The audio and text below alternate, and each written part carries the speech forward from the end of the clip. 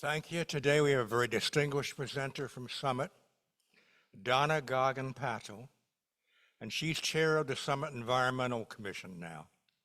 She's been a commissioner and she's done a lot, including a lot of work on creating something she'll tell you about later, the tiny forest. Very interesting concept and something that we'll probably see more of in New Jersey. Before she's trustee of the Reeves Reed Arboretum. Do you have designs on them? More forest? No. And co-founder of Green Summit, New Jersey, PTO service. And before she moved out to beautiful Summit, she was an associate with Latham and Watkins in New York. She went to NYU Law School and came to New York as a graduate of Rice in Houston. And without further, let's hear Donna.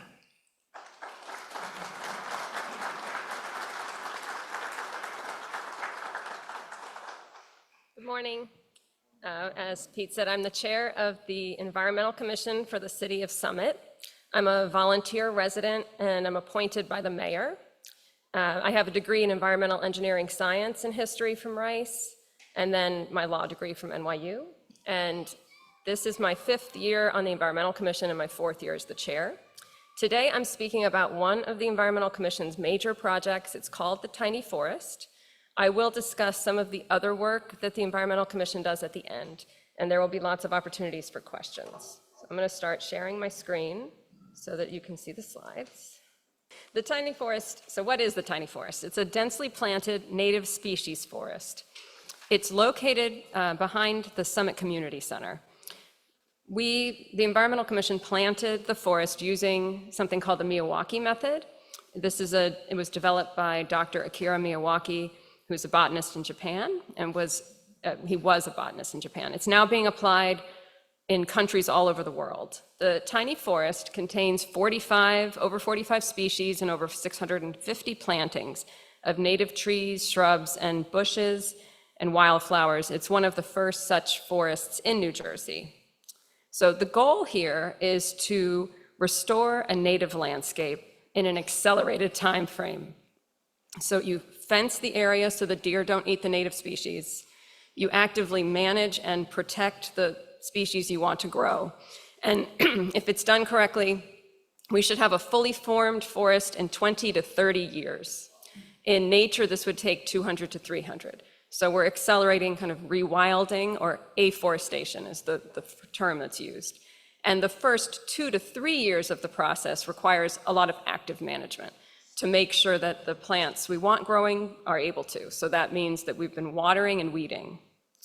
So where is the tiny forest? It's located behind the Summit Community Center. So this is the new community center at 100 Morris Avenue. It's close to the old Celgene campus that's now the new Kenview campus. So Morris Avenue and Summit, between Overlook Hospital and 78 is where it's located. And I'll point to the picture so people in the room can see. Back. So right behind the community center is a baseball field. Then you go down a hill and there was a grassy meadow with an old basketball court. And I understand years ago there was actually a playground down there. But that's where the tiny forest, we found an 11,000 square foot piece of grass between 5 old growth trees that we got permission from the city to use as our tiny forest site. So the timeline for this and how we were able to accomplish it. The Environmental Commission applied for and was awarded a $10,000 grant from New Jersey American Water for a reforestation project. And actually, we had originally applied for a rain garden and just general shade tree reforestation. And people told me, historically, we never get this grant. When we actually got the grant, we were pleasantly surprised and said, $10,000 is a lot of money. Let's think creatively about how we could do something. Obviously, we're a big fan in the Environmental Commission of Shade Tree, and the Shade Tree Committee plants trees around Summit every year. But with our 10,000, we said, let's think about there's something more unique we can do. And one of the residents in Summit came to us with this idea that she'd read about in the Netherlands of these tiny forests. We considered it. We thought it sounded like an interesting concept and something that would be more unique. And so we decided to move ahead with it. We found the site, we checked obviously with everyone in the city. We talked to experts from Rutgers, from New Jersey Conservation Foundation, from the Great Swamp Watershed Association, from the Rahway River Watershed Association, just lots of different experts, and got input on, we tested the soil, and we figured out how we could accomplish it. So we said, let's move ahead. We prepared the ground for planting and installed the fence. Then in April of 2022, we had our ribbon cutting and our first plantings. We did almost 500 plantings in 2022. We've continued planting in 2023. And at this point, we're going into what I would call year 3 with the tiny forest. So here are some pictures of how we prepared the ground for planting. We did not kill the grass that was already there. Instead, we layered on top of it. So what we did, we had a material called biochar, which I don't know if people here have ever heard of it, but it's like a carbon-rich soil amendment. It's almost like a powder, like a black powder. And the process to create the biochar is one of the ways you can draw down carbon. So it has kind of added value like that. Aries Clean Technology donated 4 cubic yards of biochar. We just had to pay for the delivery of it. And so we applied the biochar first, then the city supplied topsoil and a digger with an operator to spread on top of the biochar. On top of that, we laid cardboard and paper to act as a weed barrier. Then we also added wood chips and sand. So that is the planting mixture we created for our plants. And we had lots of volunteers. This is to Dwight Hiscano. I don't know if anyone here knows him. He's a photographer in Summit who is generous enough to do some drone photography for us of the tiny forest site. These are 2 of his drone photos. So the first one on the left is early on after we laid maybe December, January of 2020, December 2021, January 2022. And then after kind of the full 500 plants have been planted. So it's not super obvious. I need to get another one now where we have more growth. But you can see we have actually a trail that goes around. So the tiny forest is fenced. There's a gate. The gate's never locked. So I invite everyone here to go and stroll the tiny forest and experience it for yourself. But inside we have a circular or oval path that takes you around the perimeter of the tiny forest. There's a path that cuts through the middle, and there's actually a bench in one corner where people can sit and enjoy the forest. So in the past, that first summer, I'd say year 1 summer, was a really bad drought. So that was our challenge that summer. We had 4 weeks between rainstorms and then 3 weeks between rainstorms. And we have access to water at the community center. We have 600 feet of hoses that we have and multiple volunteers and a splitter. And so we'll get 3 or 4 of us out there watering, 10 to 15 seconds per plant. The city also sent the fire truck water supply for us once. Last summer, luckily, we only had to water maybe 3 times. It was pretty wet for the summer. But instead, the challenge that's come up that summer was a lot of grass. It's not grass that's growing up through our cardboard, it's grass seed that's blowing in from the meadow that surrounds the tiny forest. So we laid down more cardboard and added several inches of wood chips on top to smother the grass. And we know as the plants inside the tiny forest flourish and grow and provide more shade, we'll have less grass. So hopefully this summer will be easier. This is what the tiny forest looked like last September. So the sumacs on the left side of the path that you're looking at were 12 to 14 feet high. They really exploded last summer. And we have like the yellow plant to the right, lots of different wildflowers in there and other trees and shrubs that are doing well. So why do we plant a microforest? There are 3 main functions that the tiny forest provides. The first is biodiversity.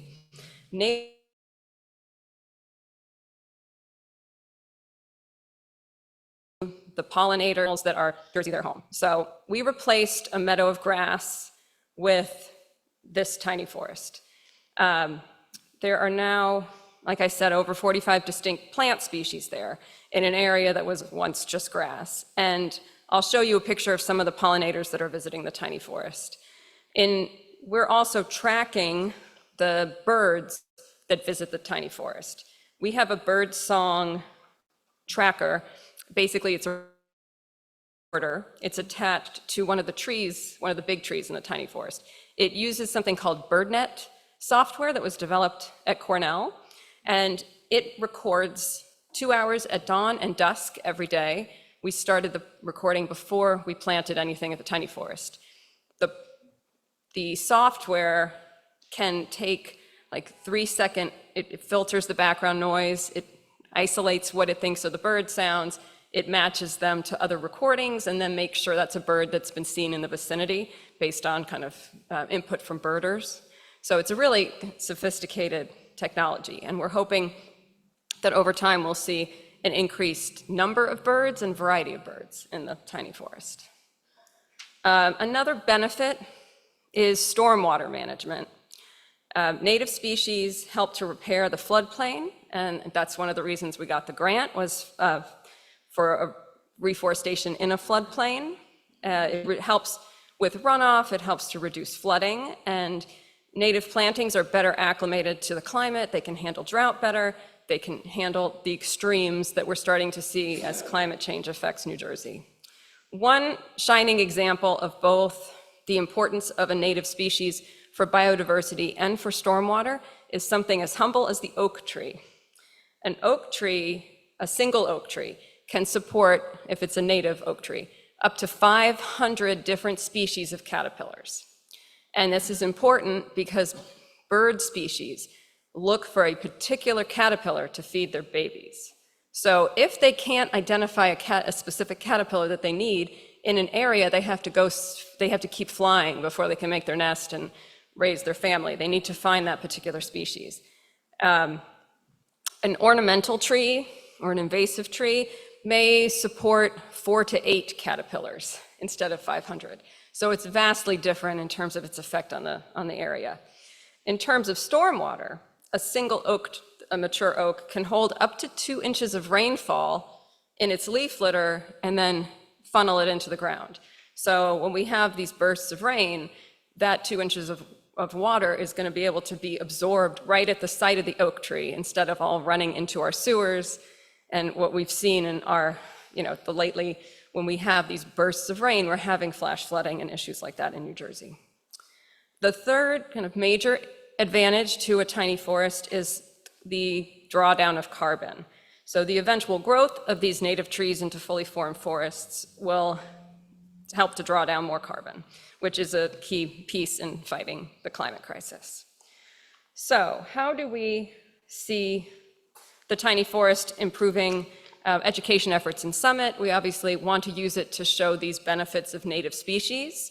We also, as I said, are using the bird software. A third piece of it, we have, when you enter the tiny forest, immediately on your right, a section that is an indigenous medicine garden. There was a college student, Christina Perez, who helped us design a medicine garden through kind of how the indigenous peoples, the Lenape, what they would have planted to use for medicinal properties and how they would have planted them in terms of the cardinal directions of the plants. We have a cedar tree planted to the north to represent spiritual health. Tobacco is planted to the east to represent mental health. We have sweetgrass planted to the south to represent physical health, and sage planted in the west to represent emotional health. And we're hoping in the future to be able to show how to take clippings from these plants and use it more educationally. One other way that we've connected the tiny forest to Summit in the larger Summit community, I don't know if anyone in here was aware, but the Summit Free Public Library created a native seed library. So when anyone here, even if you're not a Summit Library card holder, you can go to Summit's library and you can take up to 3 packets of seeds for native plants. And it's a great resource. where it is in the library. If you come in just past the checkout tables, it's on your left past those. But the wildflowers in the tiny forest we're able to take seeds from those wildflowers and help replenish the seed library at the library with them. So we had some experts from different communities who came in and helped us with explaining how to gather seeds from the different plants. They each hold their seeds differently in terms of how you harvest them. And so we've gotten some experience on that. We've had sessions at the library about it, and we're helping to supply the native seed library. So this is another slide that just explains some of what I spoke about with the importance of native species. Here are some of the native wildflowers that we have inside the tiny forest. This is just 4 of them. We purchased a lot of our native wildflowers from the Great Swamp Watershed Association native plant sale. That usually takes place in April, and there are pickup sites in communities all over New Jersey. The plant sale closed for this year, but Reeves Reed Arboretum also sells native plants, and their sale is May 10th through 12th if anyone's interested in getting some for their gardens. In terms of some of these plants we have, one I find the most interesting is on the top right, that rattlesnake master. It looks like something that you would see in the desert. I always think it looks like something I expect in Arizona, and it is in fact a native species in New Jersey. Here are the pollinators at work in the tiny forest. We see lots of bees. We had several swallowtail butterflies last year, and the one in the middle, the hummingbird moth, I got to see in action and had to send like a video clip and pictures to try to figure out what it was, because it's a really unusual moth that really looks like a hummingbird when it's flying around. It was pretty cool. We also are sharing the tiny forest with other organizations and environmental commissions in New Jersey. So several groups have expressed interest in learning about the tiny forest in the hopes of replicating the efforts. And Elizabeth actually has been putting in tiny forests as well. They technically beat our tiny forest in terms of planting it earlier than we did. So there's several in Elizabeth. We've given tours of the tiny forest to neighboring environmental commissions, including those from Berkeley Heights, Fanwood, Harding Township, Milburn, Rahway, and Roselle Park. I've given tours to people from the Great Swamp Watershed Association, Groundwork Elizabeth, Kane University, Seton Hall University, Union County, the Summit Garden Club. I've spoken on the phone to people looking to replicate the tiny forest as far away as West Des Moines, Iowa. And if anyone here is interested in a tour, I'm happy to meet with you to take you around. As I said, the gate has a latch, it's never locked, and there are the walking paths and a bench inside. So this is just a quote from Dr. Miyawaki. Here are some of the groups that made the tiny forest possible. As I said, New Jersey American Water. In the center, they provided the largest grant, the $10,000 to us. That grant would not pay for the labor to install the fence. So the Summit Conservancy actually provided us a separate grant of $3,000 for the labor so that we could have the fence installed properly. Aries Clean Technologies donated the biochar. Pinelands donated several trees. We also purchased a lot of our plants there. It's a great native plant nursery in South Jersey. And then the city of Summit provided many cubic yards of topsoil. They continue to help us with wood chips and the digger and the manpower, and just obviously the general support of the city is amazing. So ways you can help, right? As I mentioned, some opportunities to purchase native plants for your own house. When you are planting at your own house, you can think, is this a native species or not? The city, the Shade Tree Committee, the Environmental Commission, and the city forester put together this flyer that's on the city's website, gives you a handy kind of plant this, not that. So before you plant something in your house, you can think, is that the best species to pick? Is there something I could do that's better? And obviously, there are lots of beautiful, flowering, native choices. Let's see. Okay, then some other environmental commission projects. We meet 10 months of the year, and it's typically the third Monday of the month at City Hall. Our meetings are always open to the public. We typically have 3 or 4 guests at every meeting, and we love to have new questions, new ideas, new insights, and new volunteers. Some of our major projects, in addition to the tiny forest, one is the Earth Day cleanup, which I think this was the 16th year in Summit that we've had an Earth Day cleanup. We cleaned last weekend. It was Saturday, April 13th, and we also had a group on the Sunday.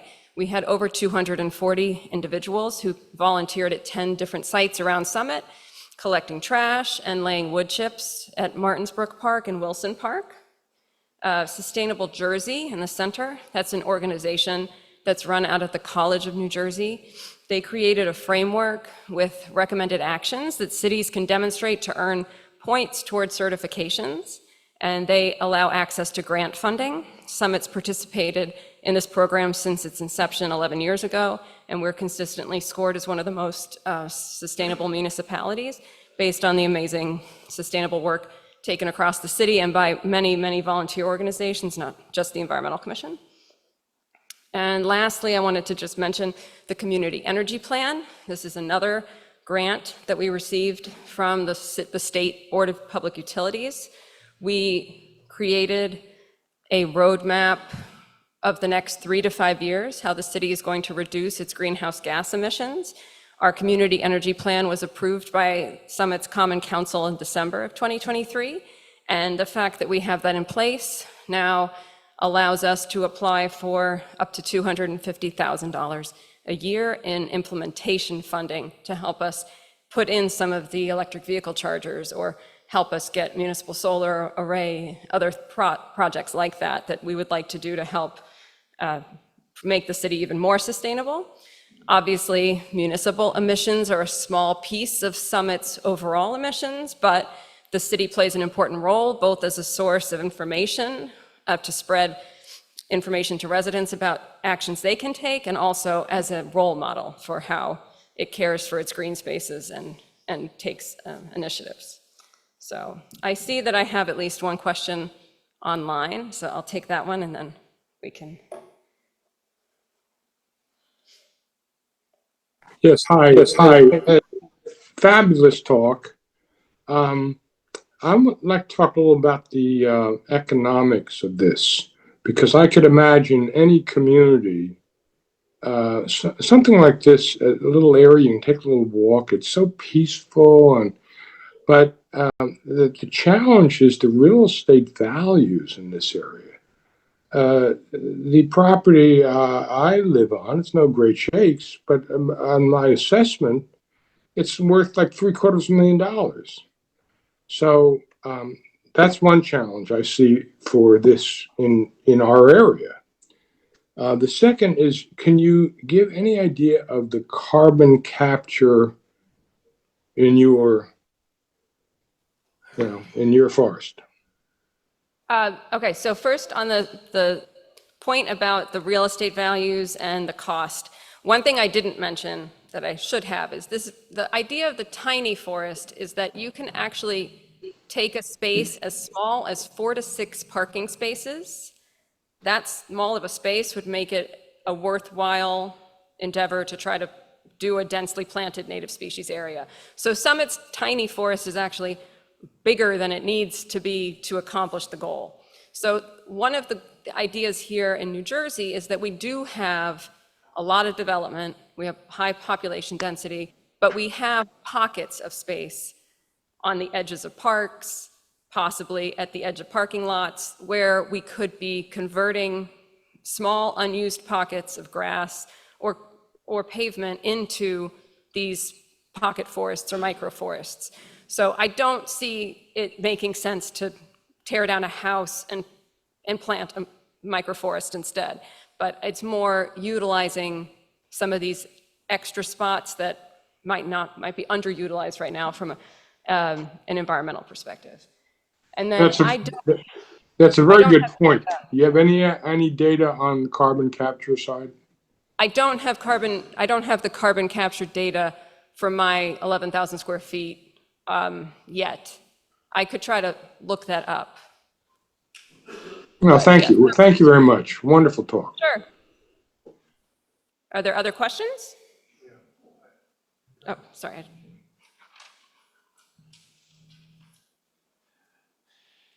My impression of a forest in New Jersey is that there are a lot of trees and some plants that manage to survive in the understory, like a few ferns and some rhododendrons. So how do you plan to manage the balance between the fight, if you will, between the trees and the smaller plants? So the biggest challenge here is really when you would let deer basically come back into the forest, because our overpopulation of deer really affects the way our forests look compared to how they would be as a healthy forest. Inside our tiny forest, we have had an over 90% success rate so far with our different species. And I know that over the next 20 to 30 years, there will be different species that are surviving and thriving in there based on, like those sumacs that I showed you before that are 12 to 14 feet high. They're not going to be the dominant trees eventually. The bigger trees will overcome them. So there is going to be a process by which the plants kind of fight it out to see who survives. And with the fence around it, we should have a nice variety of understory, mid-story, high, top plants. But I've had other people ask me at what point would we remove the fence, and we might reconsider in like a decade, but other forest experts have said you can really see a difference in the quality of the forest when you have a fence that prevents the deer because of the number we have. And I know Pete was sort of kidding with me about Reeves-Reed, but Reeves-Reed Arboretum is doing its own reforestation effort in their woodland area. So part of the Reeves-Reed property is the Wisner House and the Daffodil Bowl and the established gardens, but there are acres of forest on the edge, and they're actually currently doing a project to systematically remove invasives and help to restore that woodland, which is all protected with the deer fence, to be more of how it would, a true native forest instead of the invasives that are in there.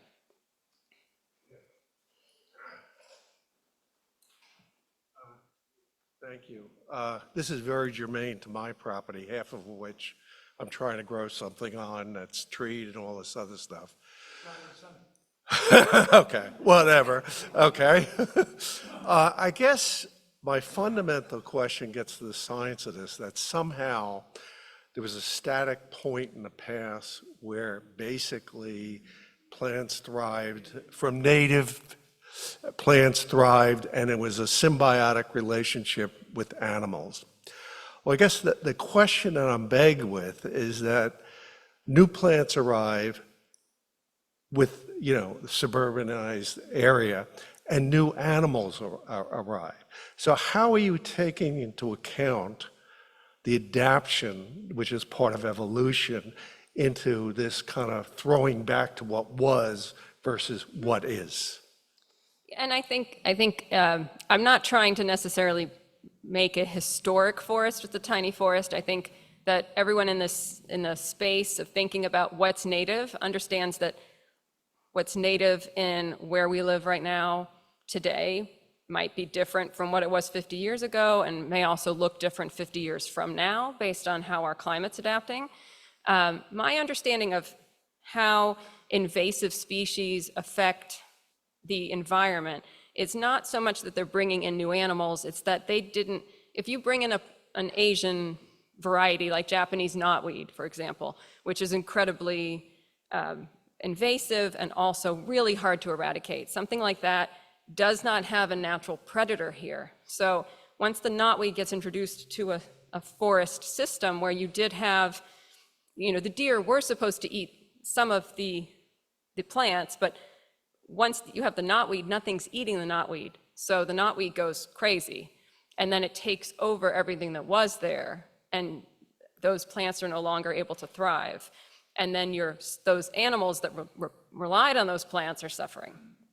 So we're trying to bring back the plants that are necessary for the animals that live around here. I think, as you know, we've read about how the number of insects have really decreased in the last 50, 60 years by large numbers. We read about the bee populations, and even though the honeybees are doing better, I think there's a lot of concern about wild bee populations and just, again, the variety of species of these insects and birds.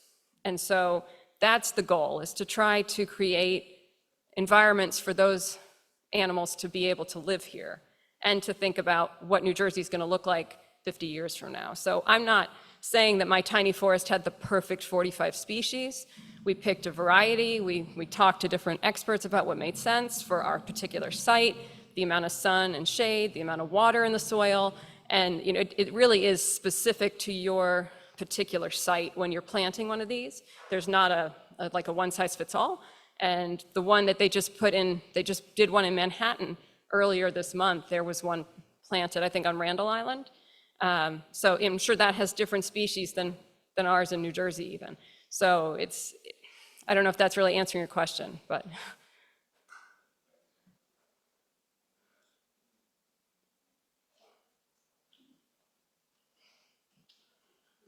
Yes, I was just wondering, what's the considerations in terms of locating the forest relative to like the flood zone? Is it allowed to be, is it permitted to put one in a flood zone or not? Technically, ours is in a flood zone. I think it's one of the Rahway River flood zones in Summit. But again, it would just be, you need to look at how your site is going to be in terms of how wet it is, and then just pick species that can thrive in an area like that. You wouldn't want to put super arid plants if you know it's going to flood a couple times a year. Our particular area, I don't think actually floods, but it could technically. And you know, it holds a decent amount of water. So we did consider that when we chose the species. But you can plant it anywhere that plants can live. You can make a tiny forest. You just have to select the right types of plants.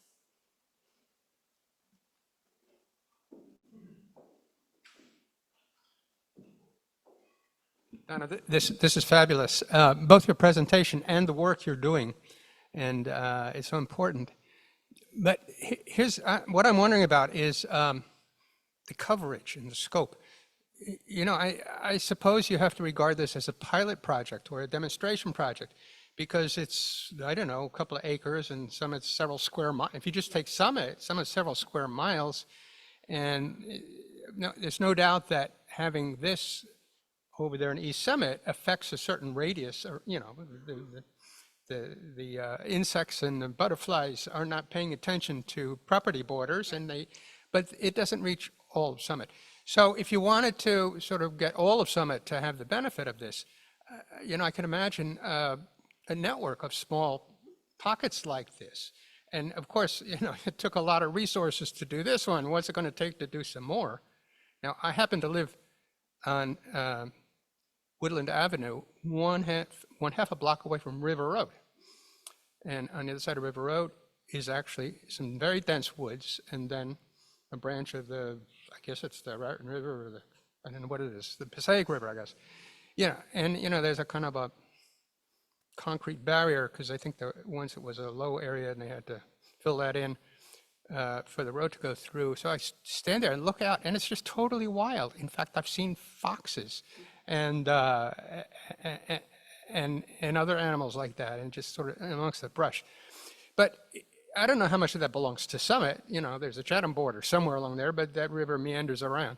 But, and then over in my neighborhood, there are other sort of property-sized wild spaces that maybe with a little stream running through that could be expropriated for this kind of thing if there was a way to do it. So is there kind of an overall plan to, you know, expand this kind of project in Summit, let alone the rest of New Jersey? And the rest of New Jersey. Tell us about the rest of New Jersey. Okay, so just in terms of Summit, one idea, and we had a couple years ago a speaker at the Summit Public Library, Doug Tallamy is his name. He's a professor at the University of Delaware who's a well-known speaker on native species and grew up in New Providence or Berkeley Heights, so he's a local guy. He has a concept that he calls a homegrown national park to address your issue, which is that the native pollinators, the birds, they need space. And at this point, with the way the country's developed and the way there's available land, it doesn't make sense to try to capture, acres of land and say we're preserving these for the butterflies. It makes more sense for there to be tiny forests or homeowners who have native plants in their backyard that can provide a pollinator pathway or kind of patchwork of land and plants that the animals can go between that serves the same idea. Like it gives them the ability to thrive in Summit, in that area of New Jersey, without us having to make, a 3-acre park for them. So that is one concept, and that's why it does matter if you can put native plants even in your own property when you plant a dogwood instead of an ornamental cherry tree. Things like that can make a difference in terms of helping the animals, even if you're not putting a tiny forest in your backyard. We're not expecting people to do that. I think there have definitely been people who've said to me, where's our next tiny forest going in Summit? Like, where can we do the next one? And let me just tell you from the person getting the volunteer help and actually being in the tiny forest, reading it a lot of the last 2 summers, like, I'm not ready to do another one yet. I need this one to be fully self-sustaining before I even think about that. And I have a lot of other environmental projects, as I mentioned. So I love it, but it's a lot of work, and that is true. I think for the greater New Jersey, there is a Groundwork Elizabeth, its parent organization, which I think is called also Groundwork, received an enormous grant. And like they have, I don't know, hundreds of thousands, or even, I think they have hundreds of thousands of dollars that they can put into these projects. So that's a source of money for other communities to look at doing this, because it takes the initial time and effort to find the site and pick your plantings, but then the amount of work to keep it going. I'm hoping that maybe there can be landscape companies that kind of, if there are enough of these around and there's money for it, maybe they can fund landscape companies with this kind of expertise that can come in and see what's native and what should be there and actually help with the weeding and to help them thrive, because otherwise you are requiring a lot of volunteer effort to get them to go. But I think I understand too that New Jersey, while we're highly developed, I think roughly a third of the state is still undeveloped land, and that the state has goals to maintain a certain percentage of the state as undeveloped by 2035 or 2050, and there are like Nature Conservancy and organizations like that actively looking at parcels that they can purchase so that we can preserve that third of our state to help us with stormwater issues, with biodiversity, with heat island effect. I didn't even mention heat island effect because where I put the tiny forest in Summit, it doesn't really matter. But someplace like Elizabeth, if you're taking a piece of parking lot and changing it into a forest, that does help with heat island effect.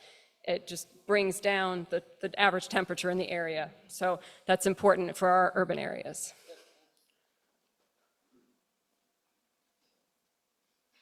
Hi. Thank you so much for this presentation. I think it's a great thing what you're doing. I think you just you partly answered the question I have. Summit has a lot of pressure regarding affordable housing, and do you have any protection against one day the town council saying, okay, we need affordable housing, we're going to take that microforest and build a few homes? What sort of protection do you have? I assume Summit owns the land. Yeah. So I'm not an expert on affordable housing. I'm just going to say that to start. But so this is part of the community center land. Like I said, it's a grassy meadow kind of down the hill from the baseball field behind the community center. I don't know how that land was zoned. I never really worried that they would reclaim it for affordable housing, but I'm not sure if if that's a legal concern or not. One other thing, kind of future thinking, that we have the park line, which is like Summit's High Line Park, when it's completed, it should be going close by to the tiny forest. The original railroad track it's built on actually went through that Kenview campus. Kenview is going to have a workaround where they'll, I'm sure, move it around since they're doing like pharmaceutical research. They don't want the public kind of walking right through their campus. But we're hoping to have kind of connections to the park line. I think it will be an established park enough that they're not going to look to tear it up, but I'm not worried about that. I'll just put it that way.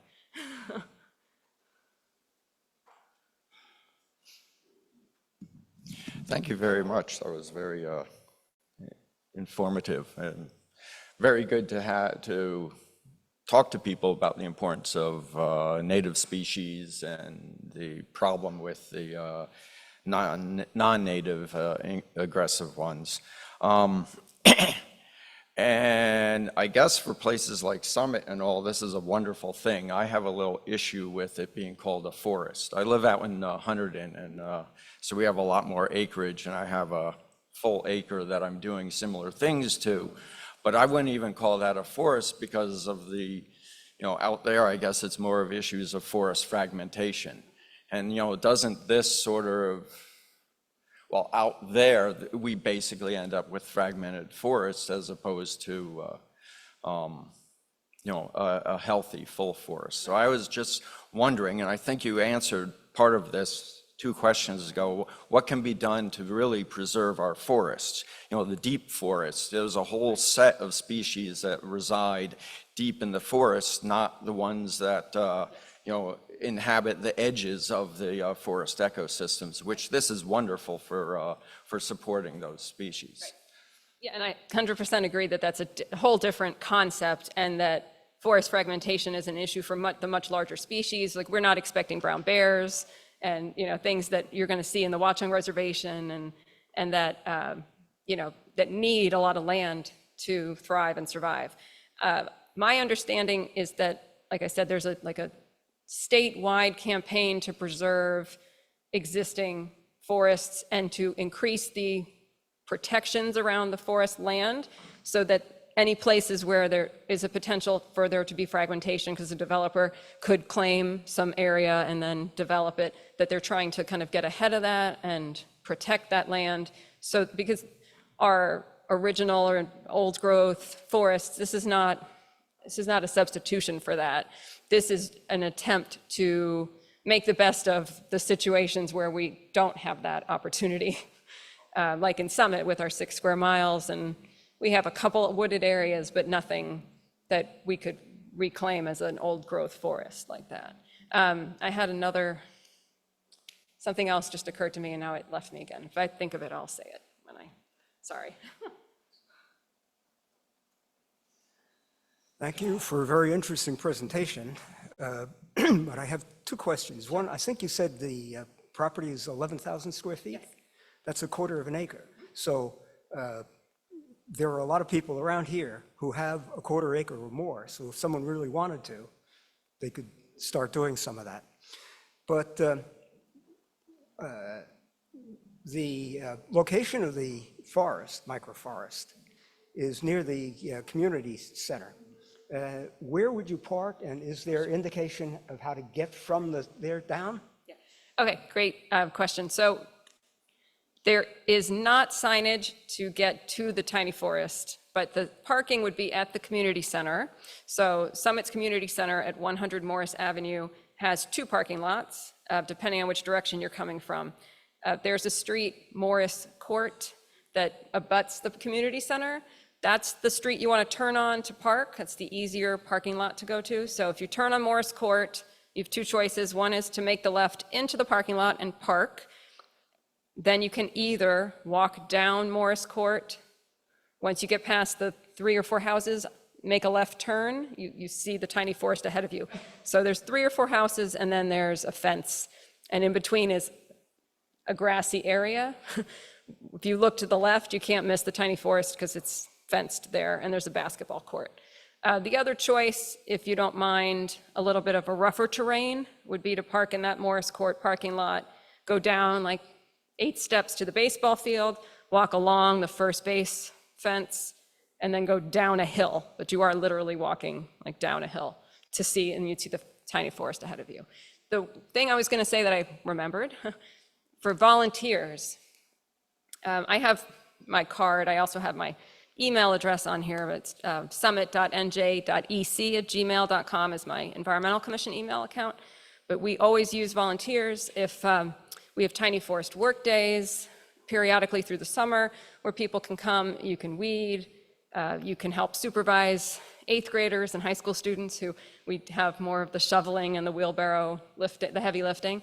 If you have children or grandchildren or any 8th graders looking for community service hours, send them my way. Always happy to have volunteers to help.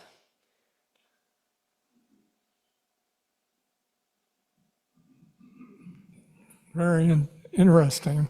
One of the questions that came to my mind is I read every now and then about young people who aren't so interested in helping out, but rather take their dirt bikes or something and ruin areas. And I wonder if you've had any trouble with that, or if you have, how you keep that from happening. Sure, and the tiny forest hasn't had issues with vandalism or trash.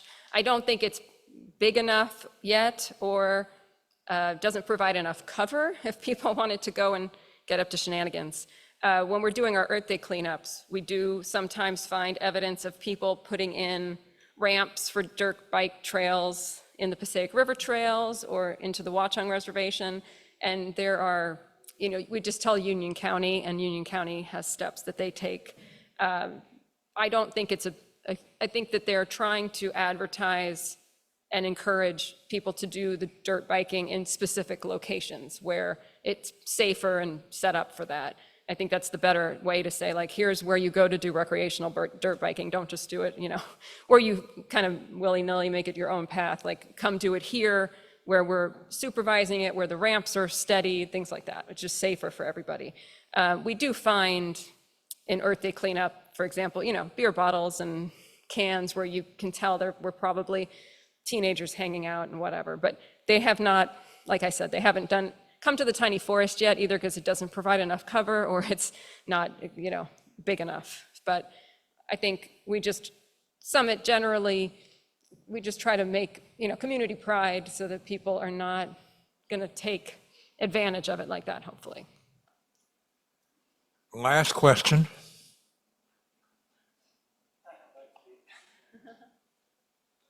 I have a couple of questions.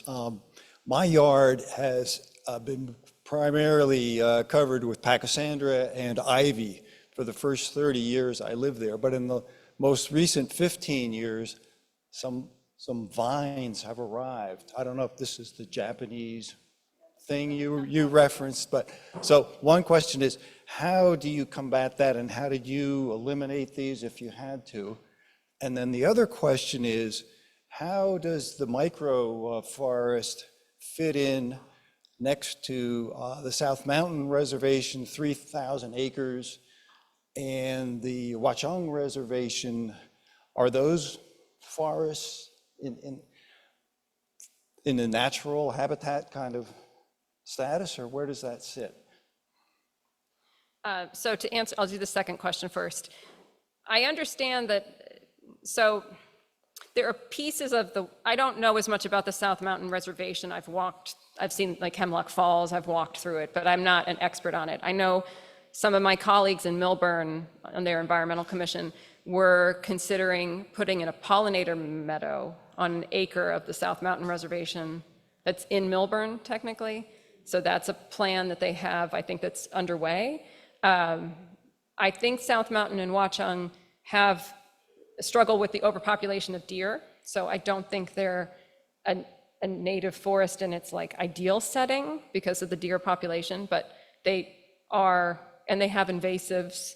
I know that I'm on an email list for, if anyone's interested in helping eradicate invasive species in the Watchung Reservation. Union County has a task force that goes out maybe twice a month on Monday mornings to work on that, and they show you what to do and what to pull out and things like that. So I think that they're certainly much more of a full forest than my tiny forest right now. But I think that there are efforts they're making to try to restore those to a more ideal native environment than they are because of the deer, because of invasives. In terms of the ivy and the vine that you described in your yard, Japanese knotweed would grow to like 3 or 4 feet tall. So that's, if it's on the ground, that's not what it is. But I'm not a gardening expert. I would say generally the way you eradicate something like that is to mow frequently, and you just like keep chopping at it.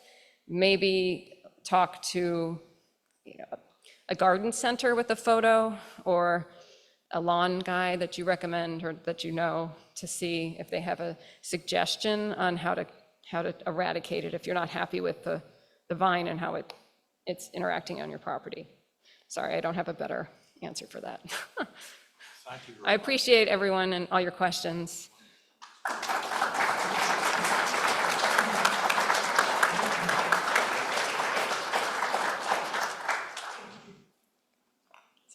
We have a certificate. Have you put it up or?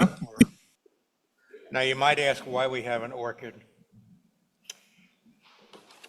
In 1930, when we were founded, over 4,000 meetings ago, Thank you. orchids were a very big thing in Summit. And there were great greenhouses full of orchids, and we supplied the whole world, it seemed. But they've since gone south. But this is our symbol and a way that we hold on to the era of our beginning. And I'd like to thank you very much for a wonderful talk. Expert, positive, doing something, not just talking. And one other way to represent you would be our old guard salute. Yes, now, in addition, Thank you very much. It's beautiful.